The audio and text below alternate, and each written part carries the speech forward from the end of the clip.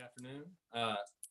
Welcome to the 5th District Court of Appeals. We appreciate y'all's accommodation of our last minute avoidance of the inclement weather. We did it like this for some time, so we're just kind of getting back up and running. These proceedings are also being live streamed on the 5th Court of Appeals YouTube channel that you can access through our 5th District Court of Appeals website. In the window that's marked 5th Court of Appeals, there will be a timer that appears.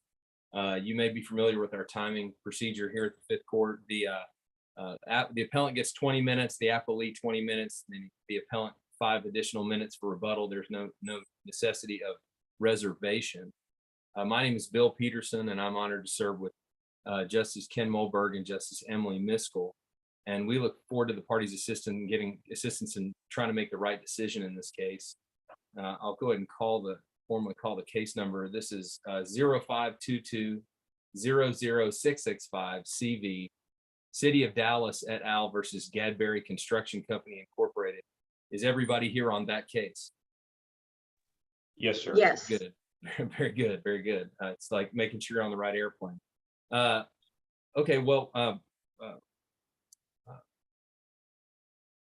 whenever you begin your presentation, please identify yourself and the client that you're here representing, and the appellant may proceed whenever you're prepared. Thank you, Your Honor. May it please the court.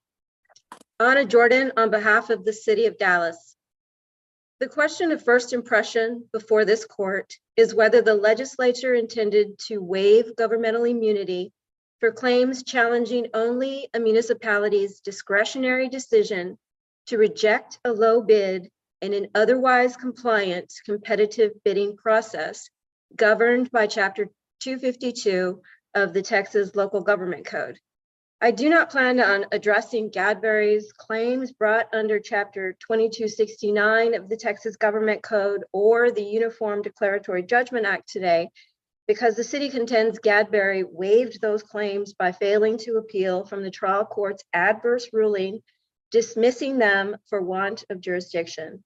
As to those claims, the city will rely on the arguments made in the briefing, and unless the court has questions about those claims, I will use my time to focus on the applicability and scope of the implied waiver contained in Section 252.061 of the Texas Local Government Code.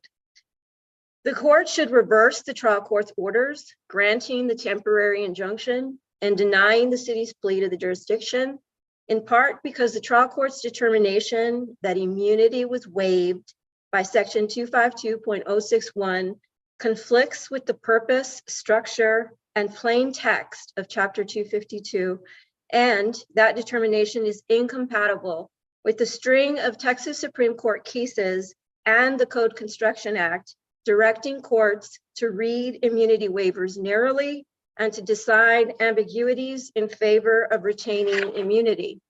Let's begin with the statute's purpose. This court observed in Sterrett v. Bell, which is a case cited by Appellee, that the purpose of competitive bidding is to secure the best work and best materials at the lowest practicable price for the benefit of the taxpayers. To implement its goal, the statute imposes on municipalities certain mandatory bidding procedures to ensure that competition occurs.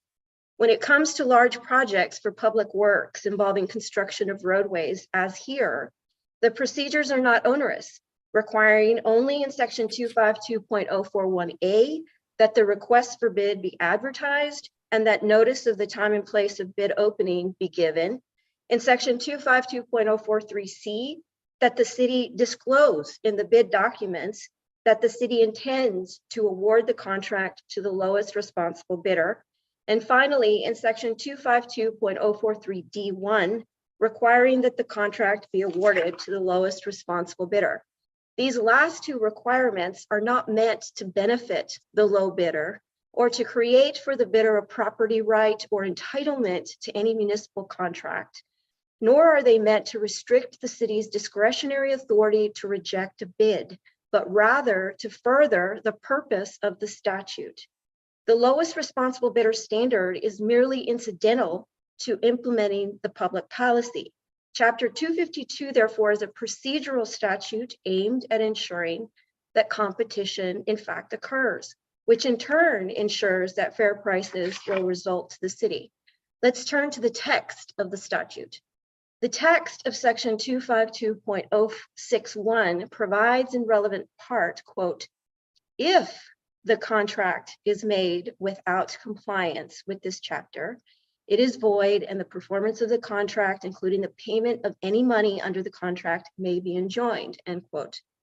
While the city concedes that this language contains an implied immunity waiver for injunctive relief, the city maintains that the waiver is not boundless.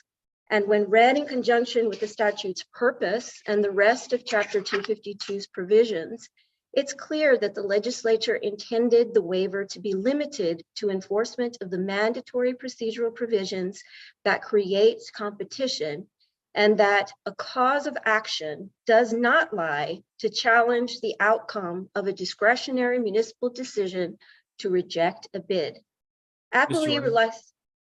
Sorry. I'm sorry to interrupt, but when we are making our jurisdictional ruling, when we're deciding your plea to the jurisdiction, may we consider the evidence that was adduced at the hearing related to the temporary injunction? The city contends no, that evidence was waived when Gadberry failed to attach to its response to the city's plea any evidence to support its allegations, because the city was challenging the jurisdictional evidence and the allegations that were raised in the petition. And so in its plea, the city attached evidence that was disputing the allegations made in the petition. The general allegation was that the city had violated Chapter 252, and the city attached evidence demonstrated that it had not. And in response, Gadberry did not attach any of its evidence that it was relying on to show that it had in fact had evidence to support its allegation that the city had violated the Chapter 252. So let me ask this, if I could, real quick. So what is your best authority for that proposition? Because there are a wealth of cases out there, not only in the injunction area or in elsewhere, that say evidentiary hearing considerations can imbue the pleadings with the facts, and that a defect in the pleading, once an evidentiary hearing is held that supplies facts, cures any plea deficiency. What is the best case for what you just stated? Well, the motion for summary judgment standard is the applicable standard here. So I would look at Miranda. I'd also look at Zachary Construction, where they treat the plea. So, excuse me, counsel. We have an evidentiary hearing here. We don't have that in the summary judgment context, correct? We have an evidentiary hearing with respect to the temporary injunction application. But that temporary injunction application, that evidence that was introduced in that hearing was based on an original petition that had not alleged the facts that evidentiary hearing was based on. So none of the evidence, but even if you want to consider that, Judge Mulberg, you can. It's fine if you want to, but it doesn't matter in this case, because the evidence that was introduced in the temporary injunction hearing still does not rise to the level that establishes that the city did anything in violation of Chapter 252. So even if the court is inclined to consider that evidence, it doesn't matter, because the factual theories on which the plaintiff urged in the trial court were two. In the original petition, Gadberry alleged that the city violated Chapter 252 because the criteria that the municipality used to justify rejection of Gadberry's bid was non-existent in the bid documents, and Gadberry was therefore denied notice of its bid that the bid could be rejected on the basis of that criteria. But the city's jurisdictional evidence offered both at the temporary injunction hearing and at the plea hearing attached to its plea conclusively demonstrated that the criteria used to reject Gadberry's bid was in fact contained within the bid documents. And we cite citations to the record where those bid documents appear are referenced in the city's brief at footnote 10 of the city's plea brief and footnote 10 in the city's temporary injunction brief. And Gadberry did not rebut that evidence in either the temporary injunction hearing or in its response to the city's plea. The second theory primarily relied upon in the temporary injunction hearing was that the city relied on allegedly false information provided by SWA Group's Houston office to reject its bid. And in support of that theory, Gadberry relied upon emails exchanged between the SWA Group's offices in Dallas and Houston on which the city was copied. Those emails were discussing Gadberry's poor performance in a previous Houston trail project, which Gadberry had disputed. But the municipal conduct about which Gadberry complained under that theory was that the city received this information during the bid review. But Gadberry admits on page 13 of its brief in this court that the record establishes that even though the park staff was in receipt of this information, it was never conveyed to the park board or the city council, who were the decision makers, and therefore could not have been influenced by this information to reject Gadberry's bid. So neither one of those factual theories on which Gadberry relied to claim that the city somehow had violated Chapter 252 on that basis rises to the level of municipal conduct for which the legislature intended to waive immunity. Now, going back to— Can I ask a question? So 252.043F says the governing body may reject any and all bids. Just a logistical question. When Dallas made the decision to reject Gadberry's bid, I'm assuming, and I believe it's stated in the pleadings, that issue was noticed for a city council meeting. It was discussed in an open public meeting, and the full city council voted to reject Gadberry's bid. Is that correct? That is correct, Your Honor. Okay. And then my second question is 252.061 says if the contract is made without compliance with this chapter, it's void. And 252.043D says the contract must be awarded to the lowest responsible bidder. I believe in the Dallas reply, you distinguished two cases. One of them was El Paso versus water blasting. I didn't write down the name of the second one, but you said in those cases, the plaintiff was challenging that the city hadn't awarded it to a responsible bidder, and the city contends that Fain is a responsible bidder, so those cases are distinguishable and do not apply. But I think what I'm hearing Gadberry challenge is that you didn't award it to the lowest bidder, right? So there's two words, lowest responsible bidder. You're saying Gadberry hasn't challenged Fain being a responsible bidder, therefore those cases don't apply. But what I see Gadberry challenging is that you didn't pick the lowest bidder, and there's a fact issue on who's responsible. So are those cases distinguishable because they're focusing on one word of a two-word phrase? Well, I think Appellee does rely heavily on the lowest responsible bidder language in subsection 252.043D1 to argue that as the apparent lowest monetary bidder, it was entitled to the contract, and that this provision therefore prohibited the city from rejecting its bid. But Appellee's reading of that provision requires the court to read it in isolation of the rest of the statute, which the court cannot do. Rather, as required by the rules of statutory construction, this provision must be read in conjunction with subsection 252.043F, which permits the municipality to reject any and all bids. When read together, these provisions plainly provide that a municipality is not required to award the contract to the bidder submitting the lowest monetary bid.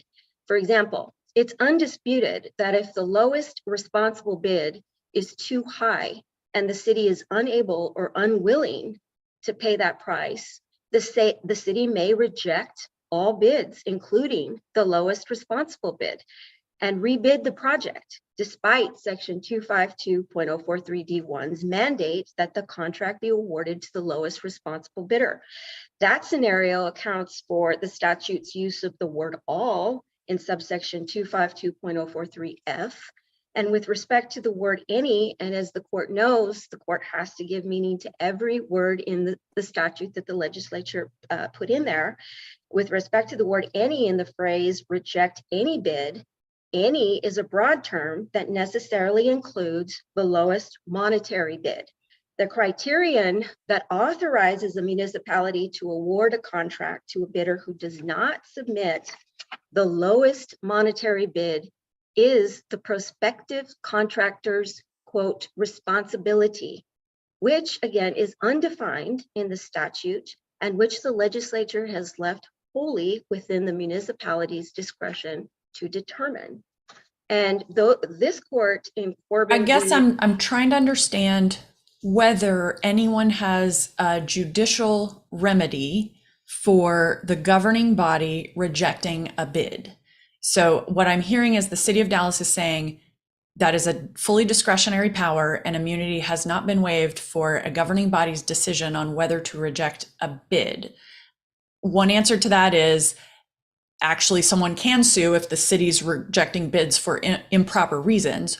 Or a different answer might be, it's not a judicial relief. Your relief is in that city council meeting where they decided to reject the bid. So what is the city's position on if a governing body under F is using improper reasons to reject a bid? What is the remedy for that?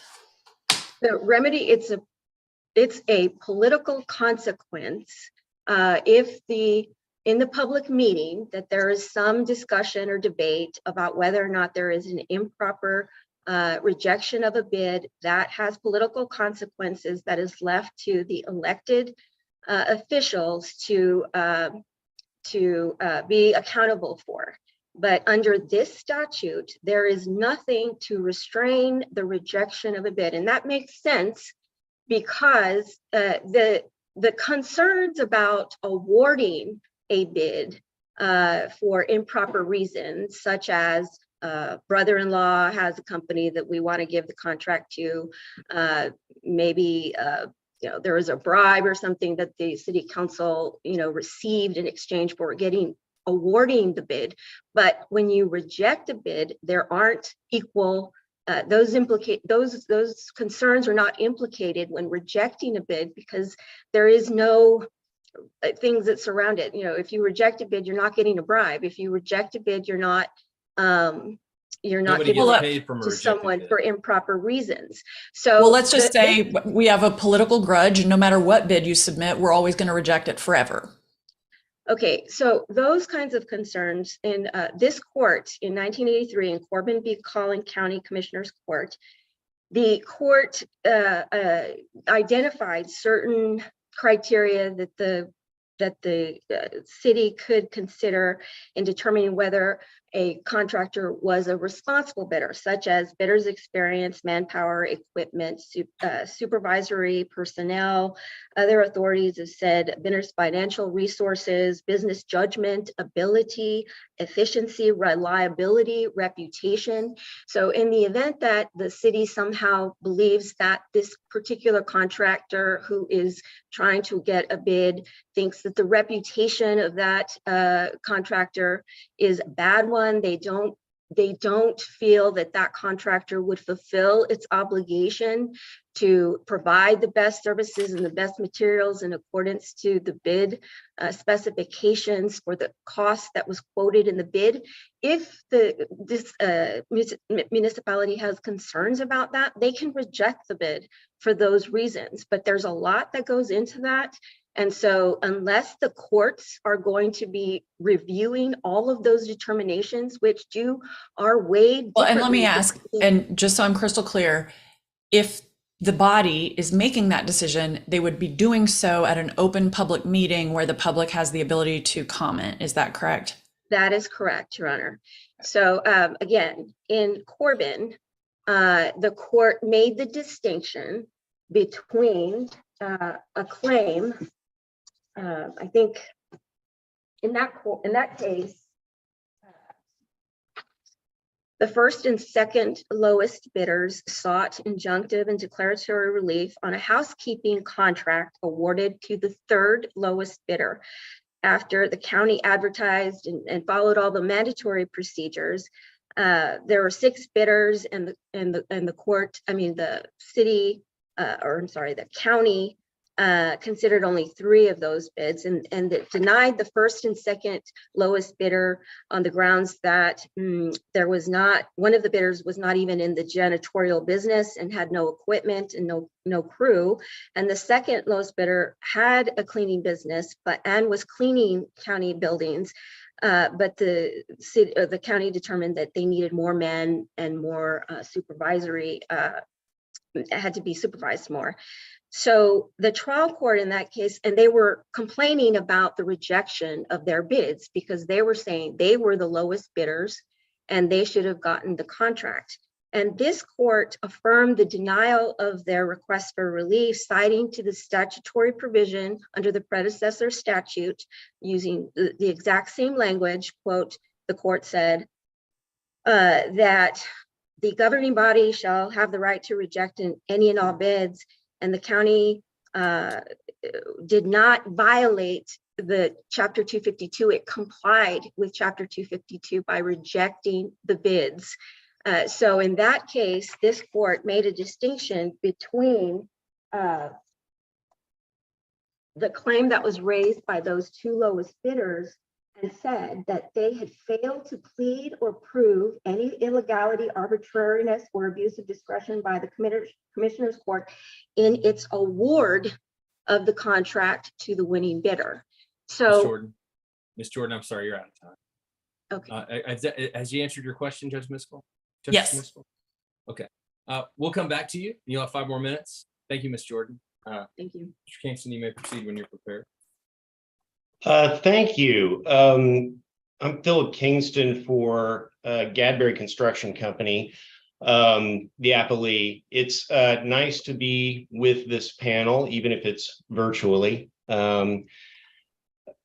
I think the basic thing that I continue to hear from the city that is confounding is that the city has some unlimited right to reject a bid. That is certainly the opposite of what the local government code says. And the point of the injunction is to prevent that sort of arbitrary behavior. Ms. Jordan said that the remedy is a political consequence on the political actor. No, in fact, the legislature said that the remedy is an injunction. This is an interesting statute because the existence of the waiver of sovereign immunity is tied to the existence of the facts that would violate the statute. So we did this in kind of the right order. We had an evidentiary hearing in front of Judge Wheelis where we produced copious evidence of misconduct on the part of the city. Your standard of review for his decision is abuse of discretion, and I think that we have shown more than adequate support in the factual record. Okay, before you hop into that, I just wanted to ask an upfront question. You said the legislature has decided the remedy is an injunction, and so I just want to make sure that I understand, if it goes back to the trial court to proceed on this, at the end of the day, what is the relief that would be granted? Just an injunction against this particular contract between Dallas and Fane, and then Dallas would just rebid the project? Or what is the ultimate relief if it goes back to the trial court that would happen? You have exactly stated the only possible relief that can happen in this case, and it's all we've ever really asked for. So one of the points that Dallas raised was, if you're trying to enjoin Fane's contract, you can't do that without Fane being a party. That not according to the statute, Your Honor. The injunction is against the city, not against Fane. Fane, as it turned out, when we adduced all the evidence, hadn't done anything wrong. Okay, you can continue with the point you were about to get into. Well, I think we need to return to a point that you had raised, Justice Miskell. The city did not reject my client's bid. the vote at the city was to accept Fain's bid, and city staff was there to say that the only low bid that was responsible was Fain. So there was not really a discussion about the legality of rejecting a true low bidder. And as So we have was Gadberry's name mentioned in that city council meeting when the decision to accept the Fain bid was made? indeed, and he was there. So I'm not telling you that they weren't aware of Gadberry. What I'm telling you is that they had a strong recommendation to give the contract to Fain, and they voted to do that. They did not vote to reject Gadberry's claim, and there was no sort of discussion about why Gadberry was deemed non-responsible by the city staff. I thought there was in some of the materials something that said at that city council meeting, the problems with Gadberry were discussed, or Dallas's problems with Gadberry were discussed in that meeting. Are you saying that is or isn't the case? There was some discussion of his proposal, but there was not I got the impression from your question and Ms. Jordan's response that you were under the impression that there was a robust discussion of Gadberry's bid and a decision to reject it. And that's not exactly what happened. Anyway, the point here is that if we're trying to give life to every word of the statute, it's very clear how these two provisions work together. The city can reject any and all bids and then rebid the project. It cannot reject bids arbitrarily within a bid, and that violates its own bidding rules that I've cited to the court. Well, I'm sorry, I've got two questions. Did your client ever file a notice of appeal in either? Ask me that again, Justice Peterson. Did you file a notice of appeal on behalf of your client in either case? No, we're not appealing anything that the trial court did. Great. What I want to know, and it just wasn't clear to me from your briefing. I want to know, how did the city of Dallas violate Chapter 252? You have to take the lowest responsible bid, Justice Peterson. And we proved with evidence that everybody agrees that we were the low bid. But what we proved with evidence at the TI hearing was that we were also a responsible bidder. So your view is that the local government code empowers a Texas court to decide who a responsible bidder is, as opposed to the decision-making municipal? Absolutely. And Ms. Jordan, I think, stated that the legislature had left that determination to the city's discretion, and that nothing could be further from the truth. There are many cases in which intermediate appellate courts have determined who is and who is not responsible, including this court in a Dallas County case. So I think the thing to do here to give life to our chapter, as I understand it, I'm certainly no expert, 252 applies to municipalities, 262 applies to counties, or vice versa. And I heard Ms. Jordan discuss the Corbin case, which applies to the Content Commissioners Court. And I've also seen, Mr. Kingston, that in your briefing, you have cited the cases that were not municipal cases, but were instead county cases. And you all are the experts in this field. Is there a meaningful distinction between the requirements of cities in whichever chapter and the requirements of counties in whichever chapter that we're talking about? So when we look at precedent that as it relates to counties, does that necessarily apply equally to municipalities? Yes, Your Honor. Okay, thank you. So to try to get to the point of how to read every word of the statute to have meaning, you have to give meaning to the right to seek an injunction. Ms. Jordan's reading of the statute completely elides a plaintiff's right to seek an injunction, even if it has clearly been wronged under the terms of Local Government Code Chapter 252. Well, let me ask this. You said that if a city doesn't like a bid, if it doesn't like the low bid, its option is to rebid the job, not give it to a different bidder. But are you saying, every time, what if someone's completely unqualified and is the lowest bid? They just have to enter into an infinite cycle of rebidding the project? They don't have to enter into an endless cycle of rebidding the project. They can make a determination that somebody is not responsible. It's just that in this case, they did that using evidence that didn't hold up when subjected to scrutiny by two different district court judges. But the existence of a judicial remedy for that. So every time a disgruntled low bidder disagrees with the city's determination that they are not qualified, they are empowered to enjoin the public project and litigate it. No, not at all, Justice Miskell. They would have to prove entitlement to that injunction. That took quite a bit of time and evidence on our part, and a garden variety kook, who is, I think, what you're proposing, somebody who is clearly unqualified in bids, can clearly be rejected on the grounds that that person or that company is not responsible. But that's simply not the case here. But it could always involve a petition and a temporary injunction hearing. It could, Justice Miskell, but in terms of parrying the idea of this horrible outcome of lots of litigation, there is no mechanism for recovering attorney's fees in this case. And I think it tamps down a lot of people who would or otherwise use their whatever disgruntled nature they have to come and seek. There are a ton of these cases, is what I'm trying to spit out. I guess that's why I'm asking. Why aren't there a ton of these cases? If the answer is there's not a ton of these cases because the statute doesn't really allow for them, then that's what we need to figure out. No, I think I mean, I don't know how somebody reads that there's an injunction available and then reads it to say, no, actually, there is no injunction available because we have infinite discretion to reject bids. The reason there aren't a lot of these cases is because by and large, you have a lot of municipal employees trying to do the best job they can do every day when they go to work.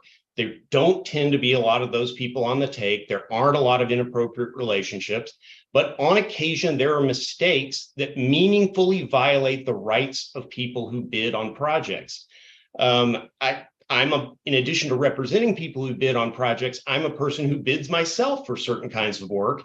And DART this last year gave a contract to somebody who bid what I consider to be a laughably low amount, but they were the low bidder, and that's the way it goes. But in any case, these sorts of procurements are canceled and rebid all the time. It happens all the time. And the minute, it's really kind of industry standard that the minute you think you have a problem, you just cancel the whole thing and rebid. And I would point out that if that had been done in this case, this project would be nearing completion by this point. I'm happy to answer other questions. I don't really need more time from my end. I think I've explained things in the briefing, hopefully well enough, but I'm more than happy to entertain any questions the court has. So you're, if I understood you, the city of Dallas violated Chapter 252 by finding that your client was not a responsible bidder.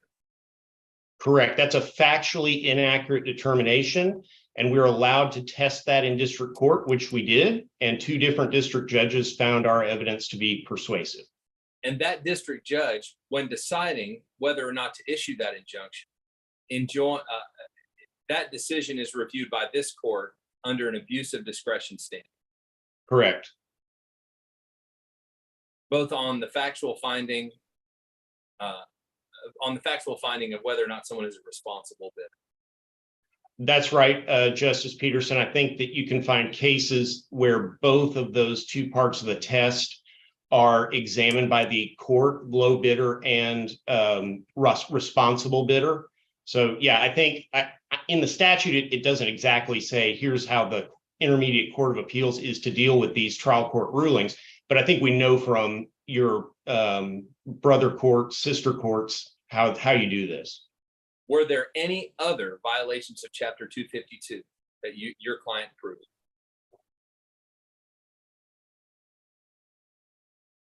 I had not considered that question, Justice Peterson, and I don't know. I do not know altogether why the decision was made. I don't have perfect discovery on that. And so it's entirely possible that there was another violation, but I haven't reached that yet because we're not done with discovery.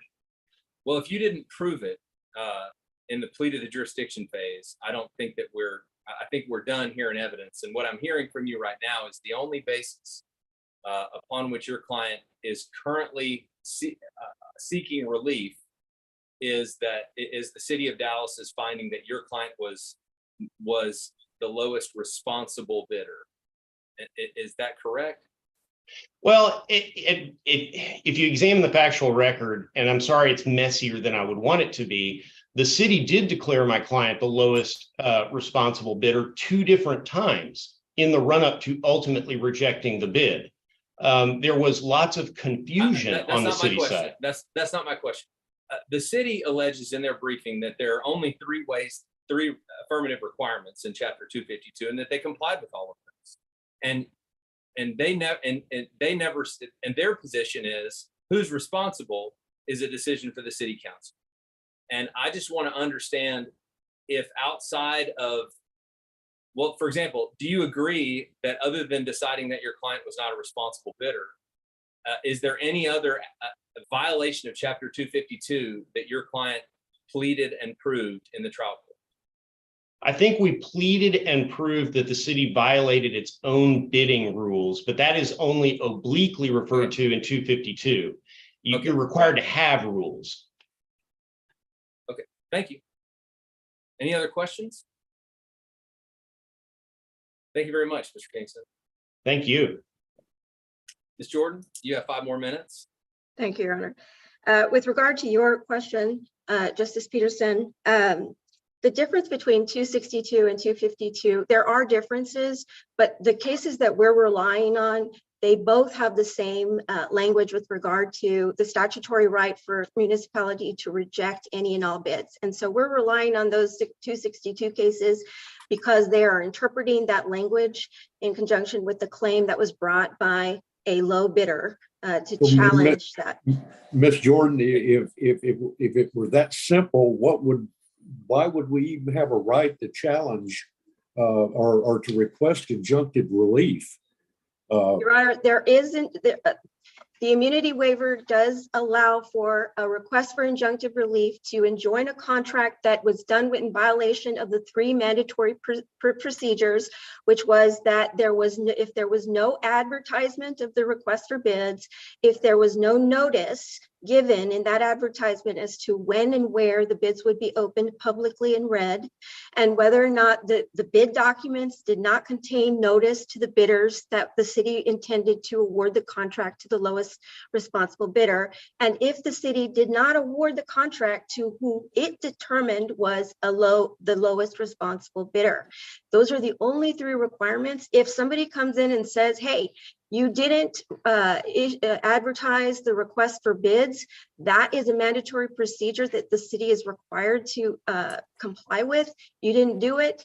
Injunctive relief, we're requesting injunctive relief to void the contract and to prevent performance of that contract. That would be a valid claim under Chapter 252. Now, to the extent that Mr. Kingston has said that these bidders have a right to bid on contracts, this statute does not create any rights whatsoever.